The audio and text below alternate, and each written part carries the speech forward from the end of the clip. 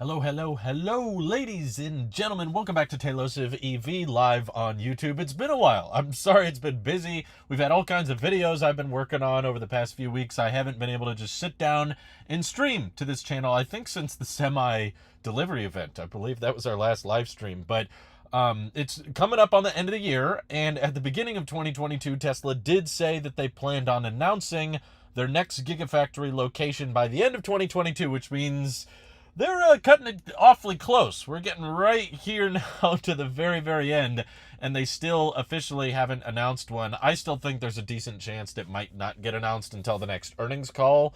To me, that's when it would make the most amount of sense to drop that kind of update. I'm not entirely sure how would they even announce it if it wasn't during an earnings call.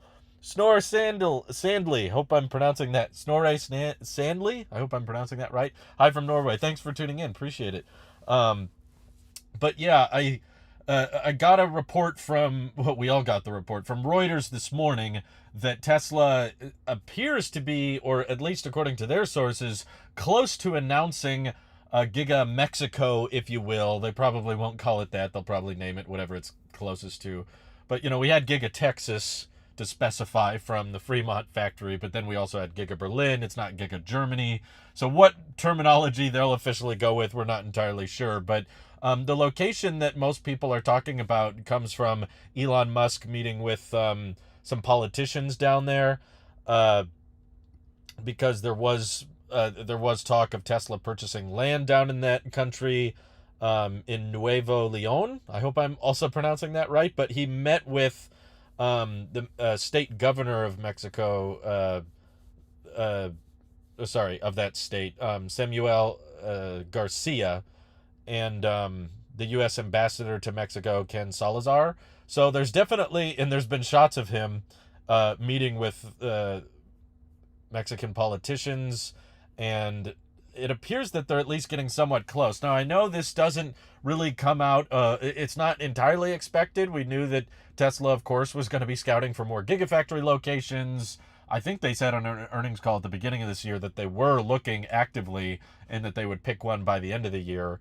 But this was not on the top of most people's predictions. I would have guessed Japan, just because that is like the fourth largest car market and it's a very large population. It's not terribly far from Giga Shanghai, so supply chains being in place wouldn't be that big a stretch. Or even what made a lot of sense in my mind was just another location in Giga Shanghai. But it seems like they're in China as a whole. But it seems like they're just kind of expanding Giga Shanghai even further. That there's been a lot of talk on that, how there's going to be a whole separate facility alongside current Giga Shanghai that will be even larger and allow them to build like 1.5 million vehicles per year. So an extremely high production volume from Giga Shanghai. Mexico was not what most people expected, but once I was reading into it, like, why would Tesla pick Mexico of all places, especially because their vehicles don't necessarily sell at that high a volume there. So I was reading up on it from a few different articles. It's honestly very popular. I always knew Ford built a lot of their cars in Mexico. But I didn't realize like Audi, GM, Toyota, VW, basically all major car makers have some sort of manufacturing being done in Mexico, because they have a lot of infrastructure that makes it easy to import parts and export completed vehicles, both to the U.S. and to Latin America countries. And of course, the cost of operations is a lot lower there. That's something I'm not like super pumped about. Is I was kind of a fan. I was one of those people that like to talk about how Teslas are made in the U.S. and, they're made in American factories.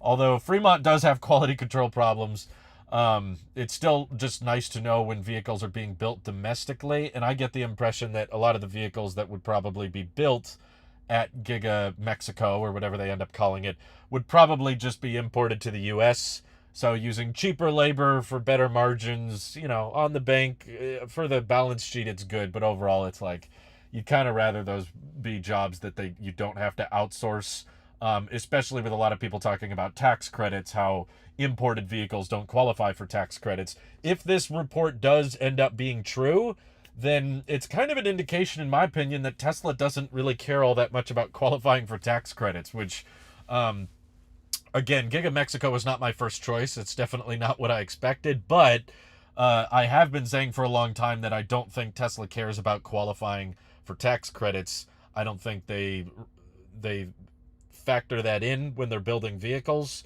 There was some talk before about how they were rearranging battery supplies so that they can build more batteries domestically, qualify for more tax breaks.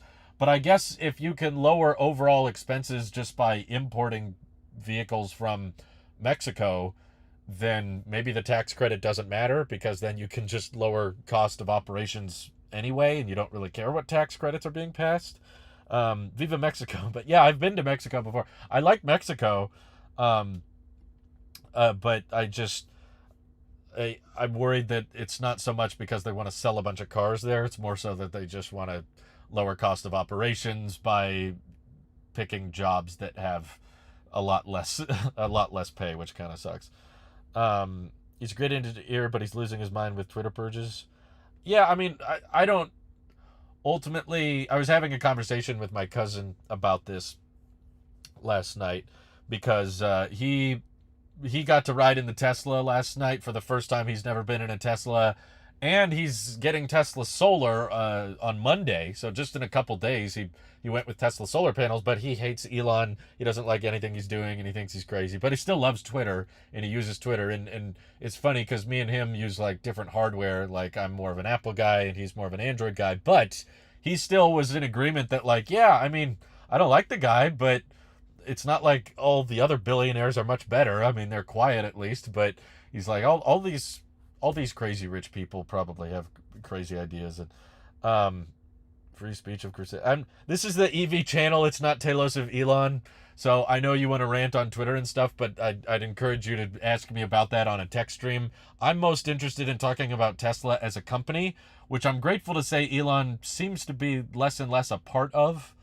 I'm actually grateful that he's selling his stock. That may be a hot take, but I would rather Elon have less and less ownership of Tesla. And me and my cousin, that what I was getting at was, we ultimately agreed that you kind of need a crazy madman to get a startup off the ground. I think Elon was necessary for Tesla's inception and growth, but now that their general mission statement, even though it hasn't tangibly been achieved, I think the culture surrounding electric vehicles and sustainable energy has definitely changed a whole lot since Tesla's origin. And in a lot of ways, it's already won. Like, it's no longer really a debate anymore. Will EVs be the future, or will gas cars be the future?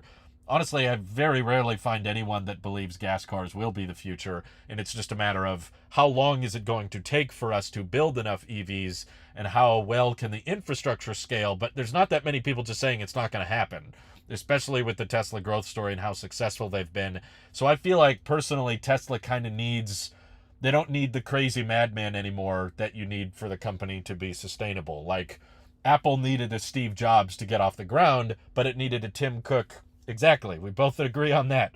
Tesla could really use someone like a Tim Cook that's very level-headed, not very outspoken, very PR friendly, that's just like, okay, and here's what we're going to do, and this is what makes sense for us. And, you know, I'm not even saying everything Tim Cook has done is a good idea. I'm just saying he's very financially wise and is going to give all of his time and attention to Apple. As great as an innovator as Elon is, I think he's an engineer at heart, and I think he'll admit that. I don't agree with all of his policy thoughts on Twitter or all of his social arguments and government politics stuff. Yeah, we could go down a huge list of things I don't agree with Elon with, but ultimately I know it doesn't really matter, because I'm not like an Elon stan. I'm a Tesla stan. I'm a huge fan of the brand, not one guy that works there, because I understand and can admit that as helpful and as production accelerating as Elon is, he's not the sole guy running the company. There's over 100,000 people that work at Tesla, and that number's only going to grow, and there's incredible people working there. Drew Baglino, Zach Kirkhorn, Dan, I forget his last name, but the presenter of the Tesla Semi event that was alongside Elon, I thought was much more well-spoken and much more invested and experienced in talking about the Semi than even Elon was. And to be frank, I'm getting kind of tired of Elon butting in on earnings calls without really much to say where other people from Tesla's executive team are trying to answer questions and then Elon wants to jump in and say something else. I would personally be fine if Elon left Tesla. I don't think he's going to. I think he'll always probably be there.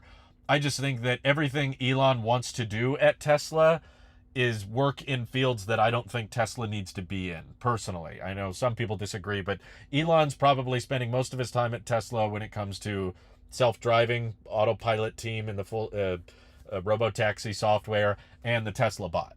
He's basically suffering the most, I think, from the big picture dilemma, which is, well, once we figure out self-driving, we won't need to sell cars to customers. We'll just make robotaxis, and that'll displace a large number of gas cars. And once we figure out Tesla bot, we won't need to expand Tesla service because we can have robots fix everything for us. And I'm like, yeah, I just don't think those are happening, or if they are happening, they're way further out than we expect. Ultimately, I'm just a fan of Tesla building battery packs for cars, houses, mega packs for cities, solar cells, getting solar cheaper, getting solar roofs more affordable, diversifying on the electric vehicle product lineup, making the Cyberquad, the Cybertruck, and all those kinds of things. That's what I'm interested in. That's what this channel should be about. Mark Sequence is working at Tesla right now. Good to know. Tesla would do just fine, if not better, without Elon. He's a distraction at this point, but the company will be fine long term. Yeah, I'm in the middle of a lot of different opinions. I've followed a lot of Elon Twitter. I think a lot of people believe that Twitter is the center of the universe, and whenever Elon makes some bad decision on Twitter, that means everyone's going to boycott Tesla. Now Tesla has a demand problem. And I'm like, guys, Twitter is frankly not that big compared to other social media sites. And in the grand scheme of the general car market that Tesla is in globally for Europe, Asia, and North America, and Latin America now expanding with GigaMexico, probably going to be importing a lot of cars to Latin America countries down south. What Elon says or does on Twitter doesn't affect Tesla. Like, it really doesn't. Like, it may cause a small group of Twitter to boycott cars that they probably weren't going to buy anyway, but they'll blame it on Elon. It's like, well, now I definitely won't buy one. It's like, okay, great, fine. I just don't think it's that big a deal. My wife is an engineer and won't work at Tesla because of him. I'm sure there's a lot of great talent that isn't working there because of him. I've heard that argument go both ways. Like, I don't think most of the engineers at Tesla are literally like side by side with Elon. Like, I don't want to work there because I know Elon might show up at some point. I don't think that's that many people. And I also think there's a decent argument to be made that a lot of people have worked for many, many years with Elon and appreciate him and love working with him, like Franz von Holzen, who said nothing but nice things about him and said that he challenges them and they appreciate him. And I bet there's a lot of people that would also leave Tesla if Elon was voted out. If Elon didn't want to go, if he didn't want to leave the company, but the board kicked him out, I bet there would be a decent number of employees that are like, well, if Elon's not there, I don't feel that same drive. I don't feel that same energy. He's a controversial topic. So, yeah, they would probably get some more applicants if he wasn't there, but I think they would also lose some people if he was kicked out. So it's like Tesla, I think, as an idea is what I'm a fan of. I think you can absolutely be a Tesla fan and not an Elon fan. And that's what I'm trying to normalize with my Twitter page. I want Twitter to succeed. But yes, I can agree there's been a lot of terrible decisions made at Twitter. I think he's had some good ideas for it. But again, that's not EV talk. I want to save that for the tech channel. What about when the media talks about Elon tweets? Of course, they love to hate on Elon. They love to hate on Tesla. There's been all kinds of false media pushing on EVs for years. I mean, if you go to the Tesla Peterson Automotive Museum, they have quotes from media. This is long before Elon was, big rich guy in charge of Twitter, all talking about how terrible of an idea electric cars are and how Tesla's going to die. And so many people were convinced Tesla was this failed concept and it was not going to go anywhere. It's like, ultimately the product speaks for itself and the media is going to do what it's going to do. I don't think Tesla needs a PR team. I know a lot of people disagree with me on that. I don't think you really need that much of a PR team, but I would appreciate if I like the transparency. I'll put it that way. I don't agree with a lot of the decisions Elon makes, but I appreciate that he's transparent about what his thought process is in that day or time. I don't agree with it, but at least he comes forward and says a lot, like, here's my logic, or I don't think this should be allowed, and I'm like, that's wrong, but at least he said it. Other companies aren't going to say anything. They're just going to be quiet and do what they're going to do. I would appreciate if Tesla, the at Tesla Twitter account, could just give us Tesla updates and get hyper specific. It doesn't matter how small an update it is. If someone's asking, hey, when are we going to get full self-driving beta 10.69.3.3, I would love it if the Tesla Twitter account would just... Oh, sorry. My alarm went off. Did that freeze the camera? I think we're okay. Oh, Ivan just went to the Peterson Museum. Awesome. Tesla exhibit is amazing. It does sound really, really cool. I'm tempted to go there. Jacob says Tesla becoming PR friendly would be the worst thing ever. So boring. I don't think it. I don't think boring is necessarily bad. I think there's a benefit to being mature, and just letting the products speak for themselves, which is what I love Tesla for. It's just they've made incredible supercharging network, and I don't think Elon just saying everything that comes to his mind, no matter how controversial or terrible it is, makes the company more fun. It's like a lot of people may enjoy that, especially if you side with Elon on a lot of things, but a lot of us don't want to be Elon warriors, but we still get comments or questions about it when we show up to places in our Tesla. It's like, why do I have to talk about Twitter with my father-in-law every time I pick him up in the airport? You know, like, I just want to talk about how cool the car is, and he likes the car, but then he goes off about Elon, and I'm like, there's this just weird association with it. I don't think boring is necessarily bad if the company is making great products and services that people love and care about. And I think that's what Tesla's doing. I don't think we need Elon being crazy to keep Tesla interesting as a company. Tesla making the Cybertruck is interesting enough. Tesla trying to make self-driving cars is interesting enough. To me, there's plenty to talk about just with the EV space. We don't need a crazy CEO to keep it interesting. I don't think they need a social media team, but you could just have like one guy. Drew Baglino. I'll put in my vote. That's who I think should be CEO. And it's not because I think that Elon's... Again, it's a very complicated subject, but I guess it comes up. Alienating anyone who isn't conservative now, driving a Tesla feels like wearing a MAGA hat right now. I think you're over-exaggerating the power of Twitter, personally, if you're thinking that way, Joshu. Like, lots of people drive Teslas, and I have very little faith that all of them agree with what Elon is saying. And truthfully, a lot of people see Teslas all the time. They're becoming very commonplace. I don't believe people are following Elon that closely. A lot of people don't use Twitter. Most of the world doesn't use Twitter. In fact, Facebook, which a lot of the time us techies on the internet like to think Facebook is dated and everyone left Facebook and that's not cool and that's for old people. There's more active users on Facebook than there are Twitter. Do you know what celebrities are talking about on Facebook right now? No, you don't follow that. In a similar way, a lot of people don't really follow what Elon says. And if they do, they're going to continue to hate him regardless of what he says, because the media can spin it in negative ways on Tesla or Elon. It doesn't matter who's in charge. But we're basically autonomous. We're busy making cars. But like, it's not so much about, like, I value the engineering and innovation that Elon has put into the company.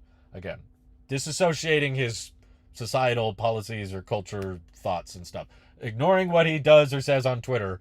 I think that Elon is an intelligent engineer that helped Tesla strive to profitability, ramp up in production, and make electric vehicles mainstream, and I'll always be grateful for him for that. And I think he's done amazing things compared to most other billionaires that I get to benefit from, and the world will get to benefit from. Even his greatest critics, I believe, will benefit from his work and time he put into Tesla. And I'm also a believer that we would not have as great alternative EV market, things like the Chevy Bolt or the Rivian or VW ID4, or the Mach-E or the F-150 Lightning. I don't believe all of these things would have happened as quickly or as well if it weren't for Tesla pushing the boundaries of what vehicles can be. And I think we do owe a decent amount of that to Elon, but also everybody that worked at Tesla. But I'm more of the believer of, like, when you're running a company as large as Tesla's with hundreds of billions of dollars market cap, I would appreciate if the CEO or the people that are running the company are all in, you know. And Elon is an all-in kind of guy that works incredibly hard. I feel like he's the type of personality that absolutely needs to. But at the same time, I know that he's got SpaceX going on, and SpaceX is still relatively early in their overall, like, mission statement. And they're not at that same point that Tesla is. Tesla's at a point of we just need to execute, but the general consensus of EVs being the future, they've already won. Like Tesla's already achieved that. The argument in the Tesla community is about, well, it could be better. They're already doing amazing and they're extremely successful with their profitability, the cash in the bank. There's hardly any big companies like Tesla that are this poised for success and this poised for growth, in my opinion. Even without bot or robo taxis, they're just in a great position. SpaceX, they're in a great position, but their bread and butter is going to be Starship, and they can't even get the orbital test with that done. And Twitter is like just a dumpster fire right now of profitability, cutting out revenue, figuring out who and who not to ban, and hypocrisy with free speech and all that. It's a giant mess, and it clearly is taking a lot of his time. And I think SpaceX is taking a lot of his time. I don't care how much it takes. If it's just an abundant fact, if you weren't working at Twitter, SpaceX, Neuralink, Boring Company, you would have a lot of time to commit purely to Tesla. And I think that's what people like Drew Baglino are great at. And I want Drew Baglino to be in charge or to be CEO, because then he could do things like oversee multiple aspects of the business, or have the head of software development run the Tesla Twitter account and be transparent. I don't think you need a PR team. Just whoever's currently working there, if someone asks a question or you want to provide an update, just tweet about it. I like that. And I wish more companies would be transparent like that. Just be like, we're working on 10.69.3.3 right now, and it's proving to be okay, so we're going to roll it out to these people, and we plan on rolling out version 11 in the next so-and-so. Doesn't need to all come from the same account, in my opinion. I'm not hating, I'm just disagreeing. Throw your hat in the ring, Drew, for CEO of Tesla. No, I should not be. Absolutely. If I ran a company, I would go with the Apple approach rather than Elon's approach. It's just more mysterious and has people on their toes. I don't think it's necessarily helpful, but I also don't think it hurts anything. I don't think it's like some people are convinced that because I saw a bunch of people say bad things about Tesla on Twitter, that means Tesla as a company is damaged. The Tesla brand has been damaged. It's like, there's the people that are bothered by those kinds of statements, they weren't going to buy Teslas anyway. I know people that are. They weren't going to buy one. And honestly, there's so many people that want one at this point. It's not a significant damage. Or the only reason it deserved. How do you feel about people who believe they don't have any proof? I've seen those claims. These two guys actually founded Tesla. Yeah, and they had nothing. It was literally just a word on paper. They didn't make a prototype. They didn't make an assembly line. And they were voted out of the company for straight up lying. And they weren't voted out just solely by Elon. All of the Tesla board voted those guys out. And those guys didn't go off to create their own better EV startup. If they were so good and if they were so fundamental to Tesla, why didn't they make their own company that could compete? No, they did nothing. And Elon has attested many times that what was his name? Martin Eberhard had lots of money to invest in the company, but he didn't want to because it was too risky. Whereas Elon was putting all of his money in, basically bankrupting himself. There's definitely flip-flopping, but it's transparent. Yeah, and I'm criticizing the hypocrisy. But again, I don't want to talk about that on Twitter. We can save that for a text stream.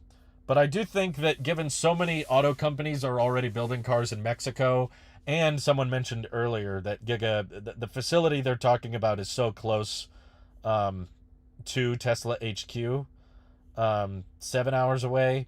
I think someone said 400 miles, which basically would imply that theoretically you could have Tesla semis going to and from Giga Texas to the Mexico facility. Tesla does now have at the U.S.-Mexico border a dedicated lane just for all of the parts and stuff that they're shipping back and forth for cargo and, Tesla's own operated semi-trucks, not the electric ones, but it just feels like for cost effectiveness, it's going to make a lot of sense there, but they are going to lose a lot of the made in America proudness that a lot of people held them up for.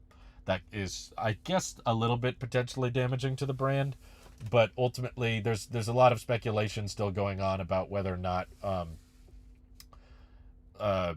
they're going to build Model 3s there, Model Ys there. Like, yeah, Scott, I think, was asking earlier, are they going to build Cybertrucks there? like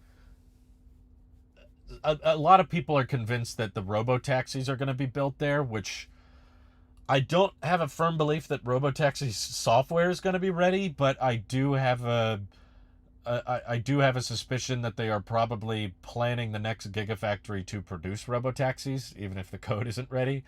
I'm getting the feeling that Tesla has to be having the same internal dilemma right now, where like some people at the company are convinced robo-taxis are coming soon, and some people are not convinced. So they might have a good hybrid approach where, they've been talking about this next generation platform that they said is going to have, a lot less parts and somehow be even more affordable and more simplified than even the Model 3 is. And Elon later on Twitter was commenting about how this is basically going to be the robotaxi.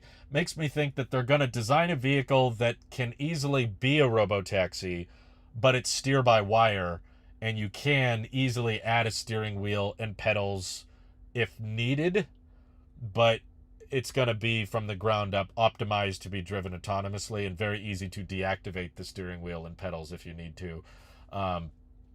That way they can have a more affordable, hopefully $30,000 car that you can physically drive if you need to, but it won't take much at the factory to delete all of those extra parts. But I kind of feel like that's what the Model 3 and Y were going to be anyway, but I guess they're still manually, it's not brake-by-wire, it's not steer-by-wire. So I guess that adds a bit of complexity. And I think there might be some drastic changes, like it's not, I don't picture just a Tesla compact. Like I could picture them getting rid of the driver display and going even more minimal or more basic with it. And having very little, like everything being powered by the phone app. You just bring in your phone, and the phone is the HVAC, the phone is the speedometer, you just press this for everything. I just picture it being overly minimal. Like you think Model 3 is bad, that vehicle is going to be even worse and probably not have that much storage space, and just be hyper focused on super cheap, super aerodynamic. But yeah, we don't know. They might just build Model 3s and Ys there and import them to the US, or import them, sell some in Mexico, I'm sure, but it's not that large a car market, and a lot of the population there can't afford Teslas anyway. When you search Apple Sheep on YouTube, Drew is the first result. That is true. Can we all agree that it would be a better situation if Elon wasn't awarded $56 billion in stock count? I don't think when they agreed to that, they thought Tesla was going to hit the milestones that they were. I'm okay with providing incentive packages.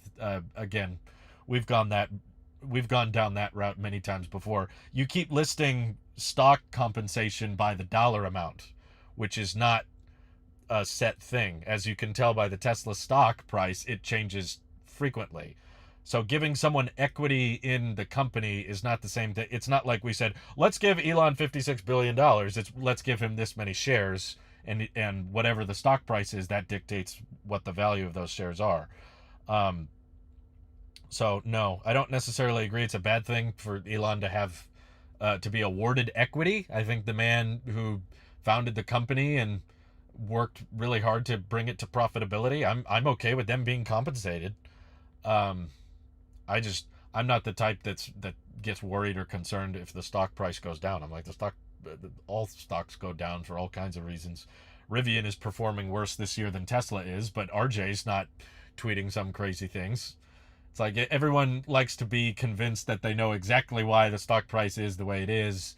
I just think Elon's busy. I don't think he's necessarily bad for the company. I just think how many boardroom meetings are held up, or how many things do they have to wait on because Elon's not there? And how many events have started late? How many meetings get interrupted? How many earnings calls does he have to cut someone off? And it's like I think Tesla needs a Tim Cook, basically. Let's see. GigaMexico to make cells and components in Giga Texas for cars? That's a possibility. I guess I didn't see that. Ford makes cars in Mexico, and people still see the brand as American. They do, but yeah, people bring up, I think Tesla fans in particular have brought up a lot that Teslas are made in America and Ford isn't. Ford is built for Mexico. This argument kind of falls apart once Tesla does build a Mexico factory. But if it improves their margins, and that means that they can sell vehicles for less, then I'm overall for it. It'd be cool if the jobs were better paying, but ultimately, it's not illegal what they're doing. It's not like it's that they're breaking any laws or something. Um, and if they can get prices down so that everyday people that aren't able to afford, 50, $60,000 Model 3s and Ys, if they can afford to experience the great vehicles that I've experienced, then wonderful. I'm all for that. Um, let's see. During design, Elon apparently told engineers to design the Model Y without a steering wheel, so they had to secretly design it with one. I don't remember hearing. I remember hearing that they originally wanted it to be that way, but I never heard them saying they secretly designed it with one. There's honestly quite a bunch of fundamental design changes you make. I think the Model 3 and Y from the get-go were designed for a driver. You have a lot of apparatus for the steering, the trunk and the pedals and their locations. You design a vehicle very, very differently from the ground up if there's no driver. You don't have to have the seats facing forward. You don't need a windshield to be a certain size. You don't need windows to really be there. There's all kinds of things you can change if it's a pure robotaxi. And I think they very intelligently designed the Model 3 and Y to be minimal and cost effective. And yes, it could be a robotaxi in the future, but they knew from the beginning these were going to be driven. Sorry. Someone asked a decent question earlier. Wish the finally a haircut. Yes, I know. Thanks to my wife, she cut my hair. Let's see. Twitter dumpster fire chief engineer. That's right, and I think he would admit that, to be honest, too. Elon, I appreciated him saying straight up, like, we're gonna make mistakes. It's about drive. That's right. He said he doesn't want to do businessman stuff that CEOs normally do. Yeah, and I agree. I don't think he needs to. Someone asked earlier if I thought any of Elon's companies could be bigger than Tesla. I don't personally think there will be. I think that SpaceX is cool and inspiring, and I love what they're doing, but I don't see a market position they would be in that would outperform Tesla. I could see it getting very big, particularly with Starlink. Starlink is low-key basically going to become a monopoly on satellite internet. I don't see how anyone could compete with Starlink, especially when Starship gets online. Like, you own the rockets that you are sending your satellites up on. How is someone supposed to compete with that? Blue Origin's nowhere close. No one is reusing orbital class rocket boosters. And Tesla has by far the most experience with it, and they're already working on their next best product, which is going to beat out Falcon 9, which still no one has beat in terms of cost per ton to orbit. So once Starship is operational, the numbers get even more nutty. I don't like, they want to make life multiplanetary, which is cool and inspiring, and I'm excited for that. I just don't think there's much demand for it. I don't think that there's a bunch of people lining up to go to Mars. Maybe one day when it's an established colony with activities and entertainment, and there's a big community up there of thousands of people, then going to Mars might be kind of like a super futuristic way of going to Las Vegas or something, where it's like a destination that you actually want to visit. But for the most part, Mars is just a cold, desolate, radioactive dust storm wasteland. And in presentations in the past, he talked about like trying to get the price of getting a human being to Mars down to like under $1 million. And I'm like, I just don't even think there's that many people that would want to go. Even if it was $100,000 to go to Mars, which is better than Elon's own projections. I don't see a huge market for it. Same thing with Earth-to-Earth multiplanetary travel. Yeah, I'd love to see them try. I'm not the kind of guy that's like, just don't even do it. I think the company shouldn't even attempt that. The same way with self-driving. I think it's great that they're doing it. They're pursuing self-driving. All of my issues come from their narrative surrounding it. I just don't want them acting like robotaxis are going to come out in a year when you clearly don't know when they're coming. But I'm all in favor of you trying to make cars that can drive themselves, make them as safe as possible. I wouldn't change anything about all of the time and money they're putting in towards full self-driving. I'm even okay with the crazy prices. I mean, I'm not going to pay them, but I understand why they're charging so much for them. And I think it's a very noble and worthy thing to go after. I just don't think that it's going to just be this one day we crack the robotaxi code. We send out an update, now everybody's car is level 5. I don't think it's that simple, and I think Elon believes it to be a lot easier than it really is. But I'm using Mars mode on my car right now. I'm just looking at the surface of Mars and how desolate it is. And I'm like, yeah, it's cool that, like, science-wise, I'm gonna be pumped and excited for the first Starship mission to Mars or the first manned mission to Mars. I'm totally super interested in all of that. I don't think it's very profitable business.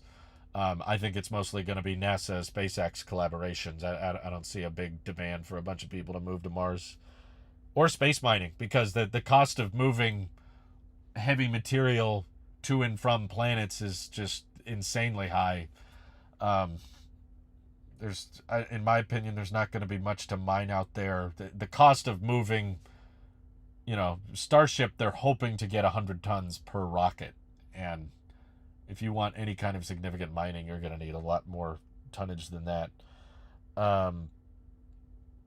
Let's see. When will a 10-year-old EV be a good value, or are batteries just not ever get that good? I'm trying to understand what you're asking. A 10-year-old EV be a good value? I mean, arguably, you could say that now. I've seen people buy Nissan Leafs for like $5,000, and no, they're not great road tripping machines because they have like 50, 40 miles of range. But as city cars, yeah, a $5,000 used car that doesn't need gas, very efficient. Yeah, a lot of people still drive them. They love them. Arguably now, it's just as EV production ramps up, you'll get better and better EVs for cheaper. Like right now, with the used market the way it is, I would genuinely recommend a standard range Model 3 over a Chevy Bolt, a used standard range Model 3. Chevy Bolt is great value. I love the range, and I like the price point.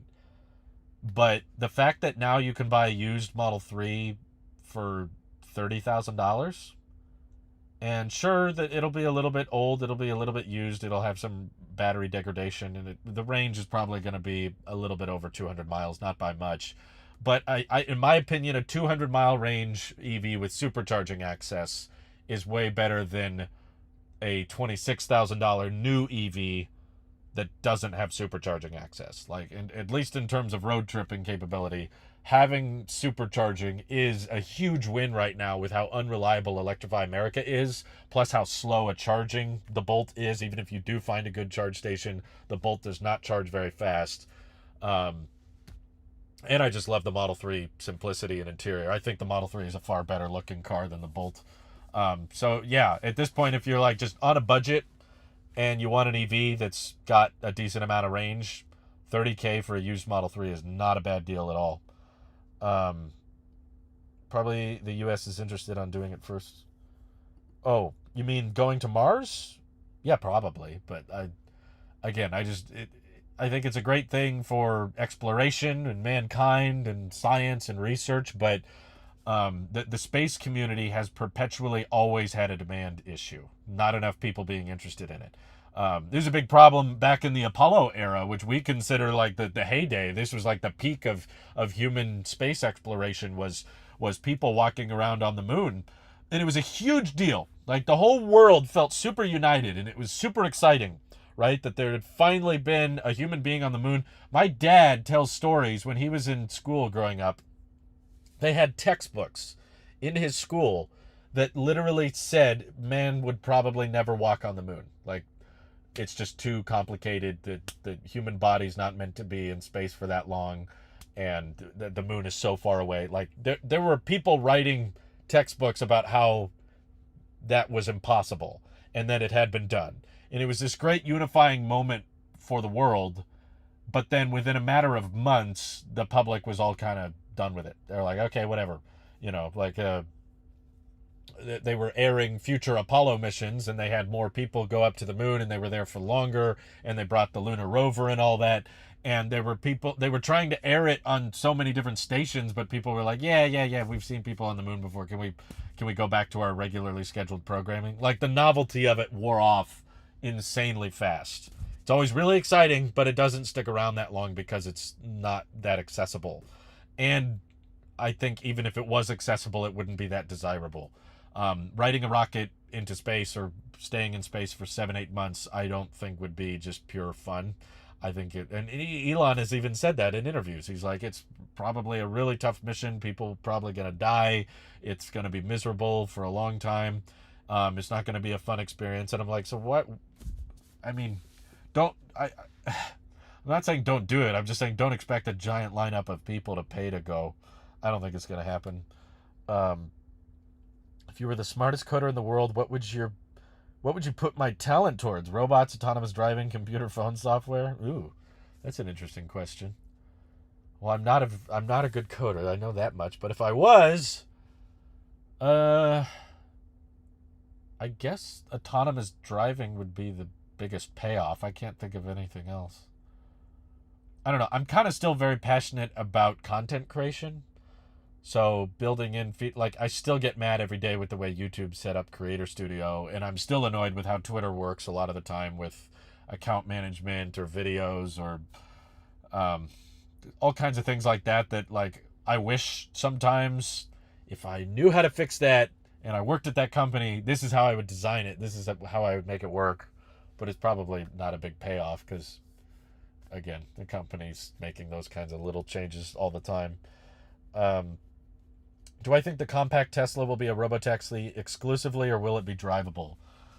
Oh, there's a lot to unpack there, might you say. So, for one, I don't think that there is a Tesla compact. I think that there's ways to make the EV as a whole more affordable, and I don't think making it smaller really saves all that much. I think ultimately, the way the vehicle is engineered and the battery pack and how simplified you can make the castings and all of the materials that go into it is what makes it expensive. Some people have this belief that if Tesla just shrinks the Model 3 by like 2 feet on either side, that it will magically become $20,000 cheaper. And I'm like, well, that's not the expensive part. Like, just using a little bit less a little bit less steel and a little bit less aluminum, that just by making it a little shorter and making it a hatchback, that suddenly makes it cheap. Like, I don't think that's how it's going to work. But if it is a robotaxi, it definitely wouldn't be something they would sell. It wouldn't be a drivable vehicle. My belief, based on Elon's comments on the earnings calls and his tweets on Twitter, like Omar's catalog made a tweet once saying that the $25,000 car is the robotaxi. Like, because someone asked during an earnings call, like, how's development on the $25,000 car going? And the response was, you're asking the wrong question. The real question should be, what's the lowest cost per mile you can get autonomous driving? So basically, I don't think Tesla's plan is to sell $25,000 cars to people. I think they're working on, I also think that's what Franz was referring to when he was interviewed by CNBC. They were asking him, like, what's your favorite design? And he was like, my favorite is the one that I can't talk about yet. I think he was probably talking robotaxi. I think they've come up with something really weird and really different, something bizarre looking. Basically, picture the Apple Magic Mouse just with wheels. Something super aerodynamic that looks super simple, super easy to mass produce, but it can drive itself. I think that's what they've come up with, and they're at the point now where they're like, okay, we just got to get the software right, and they're constantly convincing themselves that the software is around the corner. So we need to get a factory, and we need to have the designs ready and the scalability ready so that we can build a vehicle that's super cheap, very simple, and then that car can go out and make us money as a robotaxi. I think that's what their plan is. What will actually happen probably isn't going to work. And they may have a backup plan to like easily add a steer-by-wire steering wheel to the robotaxi, and maybe they'll sell that.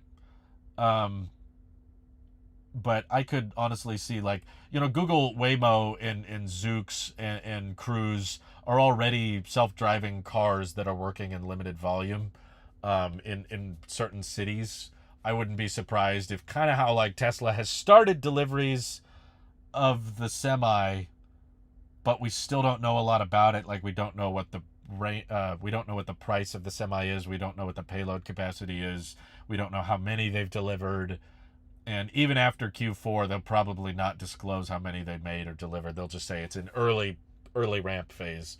They get kind of vague about it. I wouldn't be surprised if Tesla started building low volume pure robotaxi vehicles with this new design, and I'm talking like 2024, 2025, and then they just debut some of those robotaxis in San Francisco, in Austin, in a few major cities, and say, see, we're already doing robotaxis in a certain way, but everyone's going to be going, wait a minute, I thought my Model 3 or Y was supposed to be able to robotaxi. When are we going to get that feature? And they're going to be like, oh yeah, that's coming, we'll get there. But in the meantime, they're going to be like supervising the robotaxis, sometimes even have a human in the car overseeing it, ready to take over, because that's what Waymo and Cruise does. And they'll just do it in limited volume so they can say they're doing it, but it's just not going to be the massive revenue stream that everyone's making it out to be. I haven't tried OpenAI Chat GPT, but I've seen a lot of people do it. It looks fun. It looks interesting. Um, I know some people that don't want a Tesla just because of the lack of CarPlay / Android Auto. What's your opinion on that? I would just tell them to try it.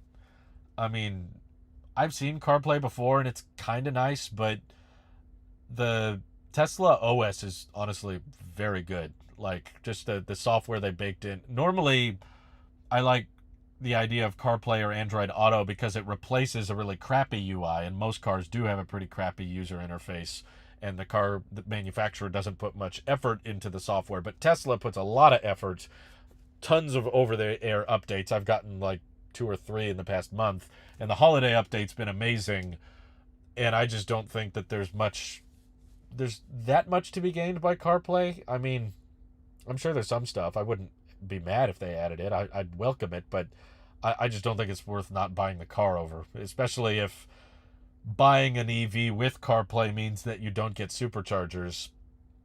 Heck no. No, just so that you can have Apple Maps and, I don't know, iMessage or something, or Siri supports. Just for a few Apple features you're going to put up with Electrify America. Supercharging is a lot more Apple-like than Electrify America is, that's for sure. No, I saw that report was falsely worded. That Pepsi didn't actually say they took delivery of 36 semis. They just say they have plans to use 36 semis in these regions. But Tasmanian falsely reported that, unfortunately. Mike has said Falcon 9s launch every week. It's gotten pretty big. We're just used to it now. Rocket launches used to be big events. Now it's almost an event you can catch if you're bored. Yeah, it's definitely gotten to that point for me. I mean, there's uses for them. There's government uses, and there's private companies that need to send up satellites, but I'm saying SpaceX will be big, and they will continue to dominate the basically gateway to space. That's always going to be the cheapest way to get there is through SpaceX. I just don't see that outperforming Tesla. I don't think SpaceX will get bigger than Tesla.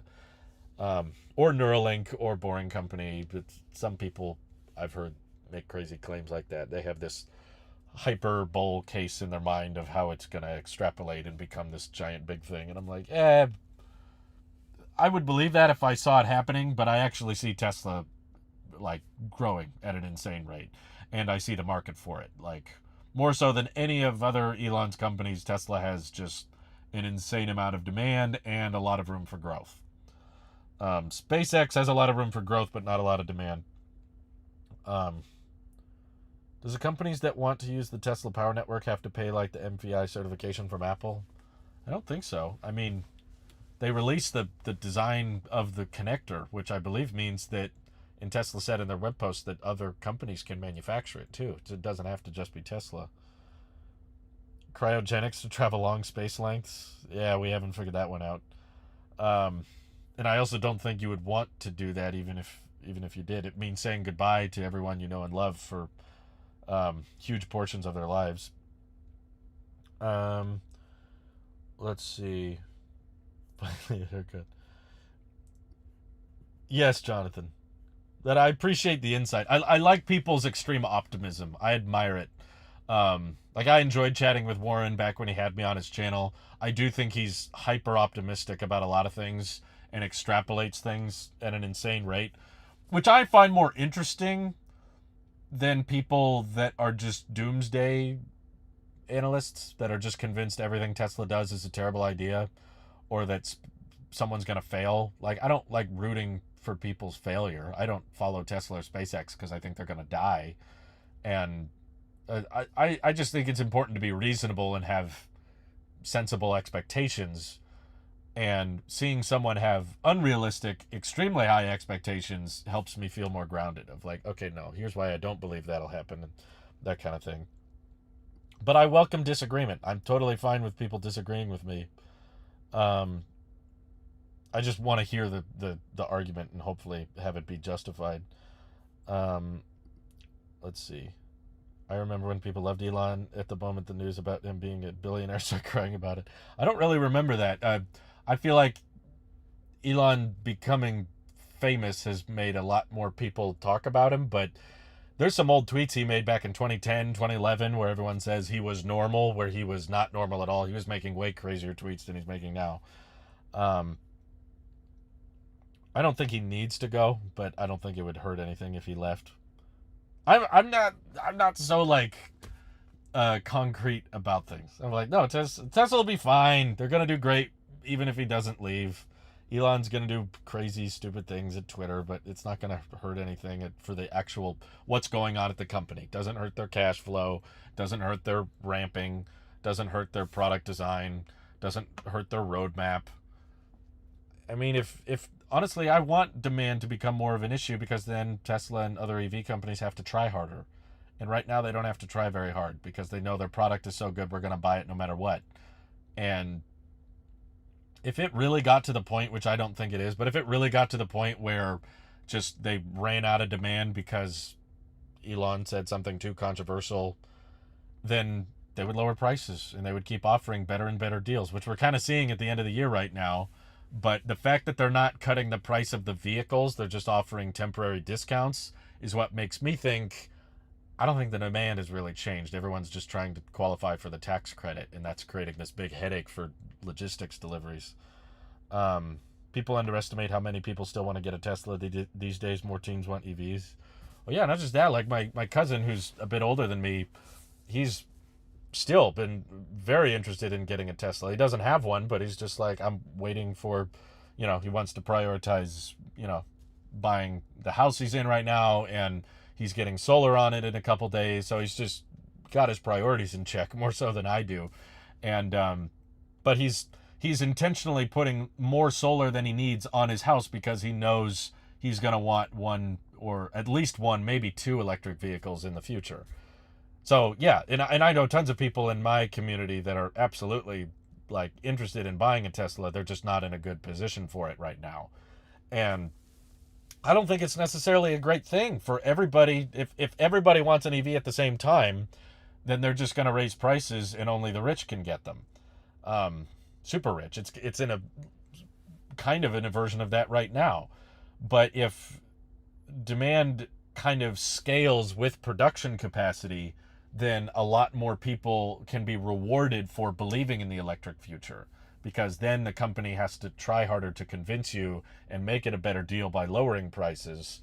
So I'm very much in favor of like, yeah, if demand goes down a little bit, so what? Tesla's got tons of margins. They can afford to lower prices or make the product a better deal. Include premium connectivity, free for a year, free for 2 years, or lower prices, or offer full self-driving for 90 days if you take delivery now. I like companies trying to win me over. That's a good place to be in. I'm worried that all of these supply chain issues and the demand far outpacing supply with the crazy price hikes, I'm worried that all the price hikes have convinced people that if it takes a couple weeks for you to get your car, that's a bad thing. Like Tesla's in trouble if it takes a few weeks for your car to get there instead of a few months. It's like, no, I ordered my car and it took me 6 months to get it. I hated that experience. That was terrible. I don't want that for everybody. I don't want Tesla to constantly have a 6-month backlog. No, of course not.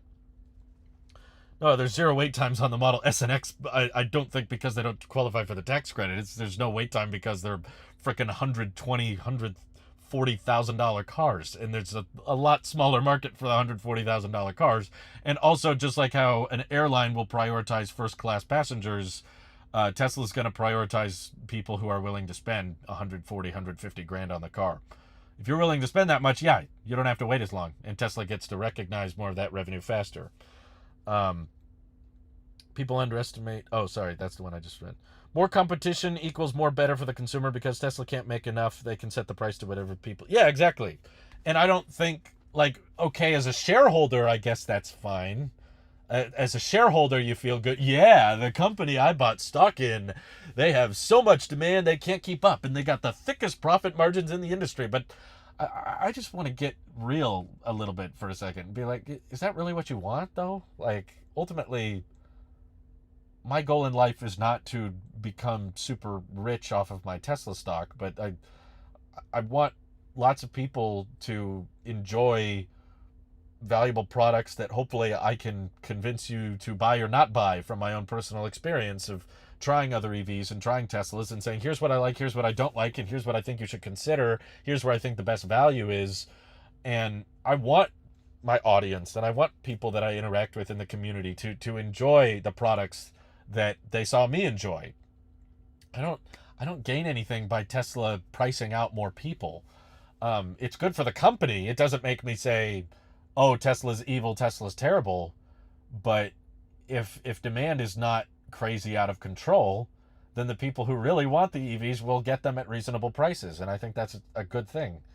And as the ramp up continues, as the production capacity expands with factories like GigaMexico that we started the stream off with, that could be announced as soon as next week, hopefully, I think, because I would love to see these vehicles go in the more hands of customers so that they can enjoy them.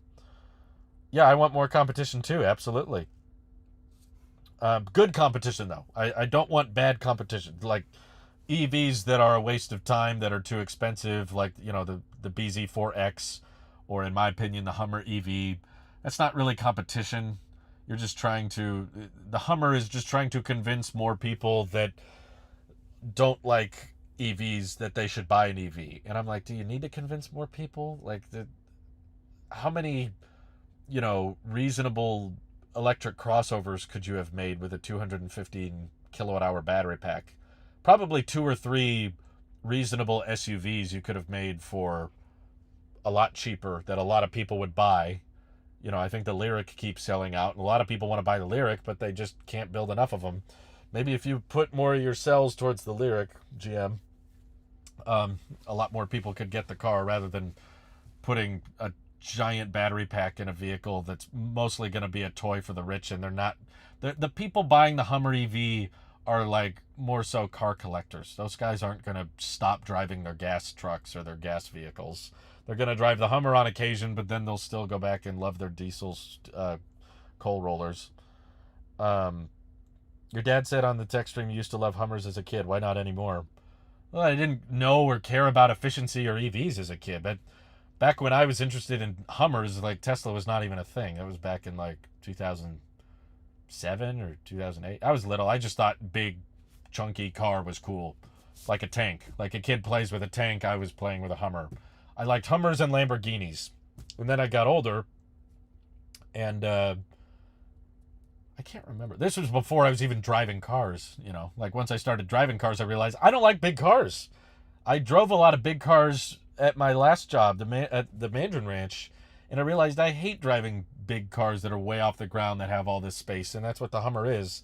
And I also rode in some sports cars that were super low to the ground, and they were kind of like, I never rode in a Lamborghini per se, but, vehicles that were similar shape and size to Lamborghinis, and I was like, wow, this is really uncomfortable.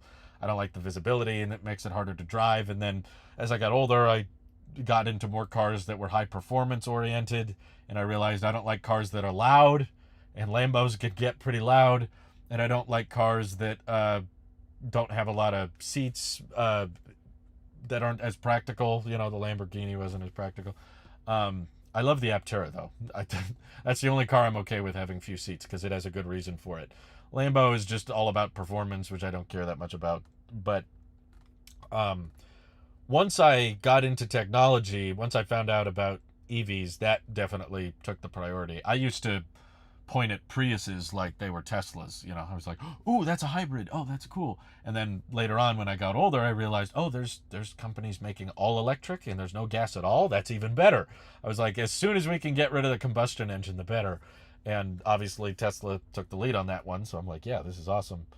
I pay them $6 for 12-hour shifts in Mexico. That sucks. And I wish they were better paying jobs, but you know, the device the method Tesla's going with of outsourcing production so that they can sell cars for less is no different than any device you're watching this on. Whether it's a TV, a phone, a computer, it was probably built in China or some place where it was cheaper to build than inside the US, because the US has pretty high requirements for labor conditions, and you know, in a lot of places in the US we would say aren't that great, but they're still way better than other countries. How much do you actually spend after getting an EV, like electricity? Well, it depends where you are. Where I am, it's about 25 cents a kilowatt hour, which is very high. But there are certain places where it's 6 cents a kilowatt hour, which means I have a 60 kilowatt hour battery pack in my car. So it costs about $15 to go from 0 to 100%. Although to get the same distance out of this car compared to my old gas car, I'd need to charge it up twice. So that basically means I'm paying $30 for a full tank of gas. I pay about $30 to go 500 miles. You probably pay a lot less because most people don't pay 25 cents a kilowatt hour for electricity. Most of the country is less than that, but gasoline is still so expensive where I live that the electricity is much cheaper. It's about half the price on average. I've been tracking it and looking at gas prices still when we're driving around town, and so it's about half the price. But I agree, more competition is good. Bertini says, like you mentioned, it'd be really nice if they offered a couple months of FSD. I feel like for 10,000 free supercharging miles, it's not worth it. It's put more stress on the battery, and the fact that... Oh, did you wrap up your statement? Or maybe you're going to answer that later. But I do agree that it's great when Tesla has to convince more people to get their product. Like, I like that. But this 10,000 free supercharging miles, I don't think is a good way to do it, because a lot of superchargers are already packed and there's lines and they're getting busy. And supercharging is, you're correct, it is a little bit more stress on the battery pack. I don't think it's as bad as people think, but it is. Objectively, it's not as good for the battery. And if there's people that are incentivized to not charge at home but to go to a supercharger, that's probably not as great for the network or the battery pack, especially if the network is getting overwhelmed sometimes and there's lines. So now there's people that are on a road trip trying to charge, but someone's like, I got the free miles, I'm going to plug in. But there's other ways you could incentivize people, whether it's, I don't know, including floor mats, or including just Tesla shop credit, if that's too complicated to include floor mats. Be like, okay, if anyone takes delivery within this month, then you get $1,000 in Tesla shop credit. And you can buy a wall connector, you can buy adapters, you can buy, the CCS adapter for the charge port, or you can buy a different set of tires, or, buy whatever you need. Just provide some incentivizations that doesn't overwork the superchargers. I was having a conversation with someone about Aptera, and they pointed out that the charging curve might suck despite having a peak of 50 kilowatts, if it even battery cooling / heating. I don't think it ultimately matters all that much because the Aptera is so absurdly affordable. I think they can maintain the 50 kilowatts pretty well because it's just not that much electricity. So cooling the battery pack is not going to be as complicated as cooling a battery pack that's taking 170 or 250 kilowatts. The wiring doesn't have to be as rated for that higher intensive speed. But when you're using 100 watt hours per mile, 50 kilowatts is a lot. That's really fast. That's basically 500 miles an hour, which is not much faster than what it's a little bit slower than what my car supercharges at. And again, most Aptera owners aren't going to be fast charging all the time because it can charge itself in the sun. Any place in the future for alternative fuel types like hydrogen fuel cell, or do you think it'll be all BEVs? I've not been convinced. I haven't seen a great argument for fuel cells, and it's mostly because of infrastructure. Like, the reason battery EVs have taken off and done so well is because we already have an electricity infrastructure. You can literally charge an EV anywhere there's a light bulb. Like, it may not charge that fast off of a 110 outlet, but there's a lot of people that literally just charge off the 110 outlet because overnight, the car's plugged in for 12, 15 hours. If you're getting 3, 4 miles an hour, then that covers a daily commute for a lot of people. So there's already a built-in infrastructure that just makes EVs so absurdly convenient compared to gas cars. And fuel cells, in a closed box situation, if you just imagine, okay, hydrogen in car go. Yeah, okay, hydrogen's fine, it works. But it still requires a decent sized battery pack because it's still using an electric motor, but the fuel cell adds more complexity to it. And also, at the same time, the process of getting hydrogen, transporting hydrogen to the state that it needs to be in to fuel a vehicle is not cheap or cost effective. It's not reasonable because it's a gas. It's an extremely light gas, which means it needs to be super pressurized to transport it the way you do from like a big tank into a car. And the process of extracting hydrogen out of water or whatever, because it's an abundant element, but it's not an element that you can get in its pure form very easily, and it takes a lot of electricity to generate hydrogen. So you'd be better, in my view, you'd be much better off just using that electricity to charge the EV. There's a classic chart that I've shown many times, but the process of converting water into pure hydrogen, pressurizing that hydrogen, putting it into a vehicle, transporting that hydrogen to a fueling station, using more energy to transport the hydrogen out of the tanker into the tank at the hydrogen refueling station, using electricity to keep it in that pressurized state at the station, and then using more electricity to transport. There's so many losses at the point in the vehicle. There's losses in the process of producing or harnessing the hydrogen. There's losses. There's just so many losses along the way. It's not cheap. It's not cheaper than gas. It's probably more environmentally friendly, technically, than using gasoline, but it's not. It's definitely not cheaper than EVs. And I think cost effectiveness is one of the biggest selling points of buying an EV, is knowing that you won't have to pay for gas and that electricity rates are cheaper.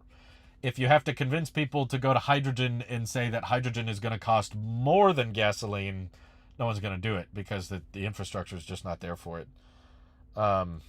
It has the pro of range, but it has all the cons of gas and EV. And I just don't think range is that big an issue. Lots of EVs with range worse than gas cars are still selling incredibly well.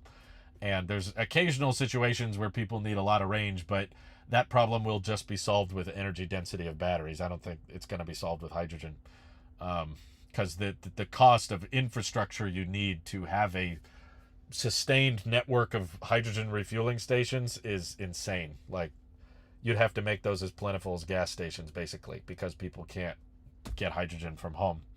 Whereas you can put solar panels on your house and charge your EV basically independent from the grid. Here in Norway, 80% of new cars sold are electric cars in 2022, and over 10% are hybrid, and under 10% are pure gasoline and diesel cars. I think that's the future. That's great. I'm happy for Norway. I think it's a bit easier because your population is a lot smaller, and the country is also smaller, so the average driving distance isn't as high. But yes, I'm glad it's there. How long does it take for a new Tesla to get their first update? I received my Model 3 standard range earlier in December 2nd, and I still haven't received the holiday update. Yeah, I noticed that too. When I first got mine, it didn't get updates right away. I think I've seen people online say that it takes a couple weeks for it to get in its system. But you're coming up on a couple weeks. I bet you're going to get it any day now. I think my first update didn't come until like the second or third week. But I remember getting the car, and it was definitely not on the newest version. I'm actually surprised yours was on 2022.40. That's relatively new for when you took delivery of the car. I was just on 2022.40 not long ago. But yeah, I would say probably before the end of the month. Hydrogen will probably have a place for buses and trucks because the routes are the same and infrastructure is not that hard to install for them. I don't agree, just because of the costs. Like, you're going to have to convince trucks and buses that they should spend more money on their fuel. And I don't think that's enough. Like, maybe if you enforce it by saying, well, it's more. There's a cat that's walking right up to the car. I swear, if you jump on this car, I'm farting with the external. Did you guys know they added a verified fart badge? If I do. It's literally verified. Have you seen this? I gotta show you guys this. This is too good. Let me make sure. Okay, the phone screen is off, but yeah, here. I've gotten the verified fart. It's beautiful. But I try to scare away the cats with the fart sounds. What other car has that? I'm sorry. I'm not going to buy another car until it gets fart mode. Yeah, Mike doesn't have the holiday update because he's on the FSD beta. So everybody on the beta is behind the quality of life updates. I just kind of given up trying to time the beta. It's so annoying. Every time you park the car, it has to throw up this thing on the screen that's like, when do you want to install this update? And I'm like, well, I don't want to install the update because I don't know if that's going to delay myself getting beta. And, like, so many people have access to it now. It's gone to limited, wide release, whatever. And I'm like, by the time I get it, it's not going to be that special. I mean, I'm interested. Don't get me wrong. I want to try it. But it's going to be $200. And I know I'm not going to make that back with the video ad revenue. Like, there's so many people doing FSD beta videos. I just don't think I'm going to have that unique of a perspective. No, that didn't cost $8. It cost $50,000. But yeah, we got the verified, the verified fart. How do you think the towing problem can be solved? Bigger batteries, PHEV pickup trucks, auxiliary battery in the trailer. No, it's really just an energy density question, which that gets better every year. And a charging network question. I think the towing problem with EVs is not really that unique. I mean, you tank the efficiency of your gas vehicles too when you tow behind them. The difference is we just have a ton of gas stations and a lot of trucks that already have pretty high range. Batteries have, statistically for the past 100 years struggled with range compared to gas vehicles, but they're catching up, and they've been catching up. And it's not really that much more weight. It's just a cost thing now of, okay, we have the technology. A third-party company did it. We have the technology to build a 700-mile range Model S. Like, we can do that now. A company added in some more battery packs to a Model S that they modified, and it went 700 miles on a charge. You can do that. It just worsens the efficiency for daily driving, and it drives the cost of the vehicles way up. And if the cost of the vehicle gets so high that not that many people will want to buy it, then it's just not practical. And again, the fundamental issue with EV adoption is not demand, it is availability and production capacity. So if you decide that every vehicle has this big a battery pack, that's going to limit how many you can ship. So that's why most EVs aren't putting in giant 200 kilowatt hour battery packs, even though it really wouldn't take up that much more space. Like, you can fit a huge battery pack in most EVs. You could get rid of the frunk on my Model 3 and probably fit a 100 kilowatt hour battery pack in here if you really wanted to. It's just not cost effective or that competitive or that practical. But when it comes to long distance towing, that's when the range and the practicality of, how far it can go and how easy it is to charge starts to matter a bit more. And that's how Tesla Semi makes sense. I'm sure that the payload might be a little bit worse than a diesel, but I don't think it's. Some people are convinced that the payload capacity of the Tesla Semi is so bad that it can barely haul anything and it's a waste of time. I don't. From my conversations I've had with semi-truck drivers, I was actually in direct messages having a cool conversation with a semi-truck driver that is going to run a fleet of all-electric semis. He's already using some Nikola trays, but they're going to... He said he has like 50 deposits for Tesla Semi. Like, they've got like real money. This isn't just a joke, but like they're gonna operate a trucking fleet of all electric semi trucks, and he talks about how excited he is for it and how much sense it makes. But the semi could easily go further. It's just they gotta pick what range number makes the most amount of sense. But yeah, it's not like we're running. Have you seen the pictures from the Tesla Semi delivery events? There's a picture, I can find it here. Um, there's a picture where they show the assembly process of the Semi. Where is it? Semi deliveries. Yeah, here. Let me show you this. This picture. This is the assembly process. You can see where the batteries are on the Semi. So right in here, I'm assuming it's a bunch of 2170 cells, and then they attach the cab to it. Um, I don't think like they're that volumetrically limited. Like if they really wanted to, they could probably fit a megawatt hour or megawatt hour and a half if they beefed up. The Semi still has a frunk. How many semi truck drivers really need a frunk? You could easily just ditch the frunk and probably fit more batteries in there, but they don't because the biggest issue is the weight eating into the payload capacity. But every year, energy density gets a little bit better at scale. Tesla's working on that. Panasonic is working on that. CATL is working on that. It's just a matter of improving energy density to the point that you can go further without sacrificing too much on the payload. And also the bigger problem, which I don't think gets talked enough about, is just the charging network in place. If you have plentiful chargers, even if you got to stop every 200 miles, it's really not that big a deal because you just plug in, recharge again, and keep going. So I don't think the towing problem is that big an issue. It's just a logistics thing that because we're so early in the ramp up and vehicles that are towing use a crap ton of energy and batteries aren't as energy dense as gasoline or diesel, that just means that they're not being prioritized, but that doesn't mean it's not possible. A lot of people were claiming the Tesla Semi wasn't possible or practical, and now they're building them and people are using them. And I had to shut off orders for them. Is Tesla still going to make semis in Texas? At this point, I don't think there's any plans to, but they said they want to ramp it up to pretty significant volume in the next couple years, but I don't see anywhere or any indication. Right now, Texas is all focused on building Cybertruck. That seems to be what all their focus is on. Jonathan Root asked earlier if I thought that Cybertruck deliveries were going to start next year. I think to employees they will. I don't know about customers, but like non-employees. But yeah, I do think the Cybertruck will technically start delivering next year. Just not in the way we want it to. But anyway, I got to get going actually, but I appreciate you guys for tuning in, and I hope you had an excellent time, and I look forward to seeing you all again very, very soon. Thank you all. Bye-bye.